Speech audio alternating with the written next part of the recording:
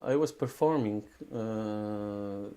from very early years, from fifth grade of primary school, the rock music, and that moment, first moment when I got to White Synagogue in Saini, when I heard traditional music from Transylvania, it was for me like it's the same.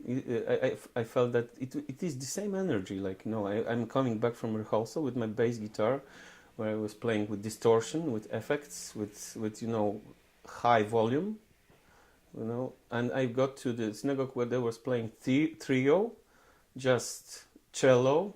There was no folk cello, and two violins. And it was for me like the same energy, you know. And later on, I got to we after we worked on the book.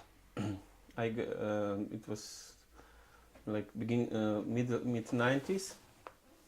It was very hard to get any this type of music. There were no internet, so our friends they were just bringing CDs from Berlin, from different other places, and I found a few CDs of American bands mostly, and not only. And first, what I've heard and what I started fascinated in Klezmer music was a recording of duo. I remember, very traditional, of clarinet and timbalom, hammer, and accordion. The duo, Joel Rubin and Joshua Horowitz. I love them.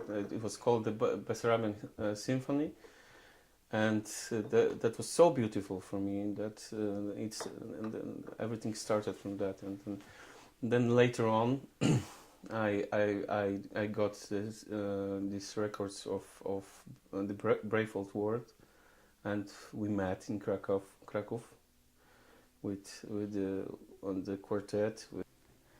It was a great experience because I love their music. And then we started to do these klezmer projects here in Saini, and we brought these musicians here.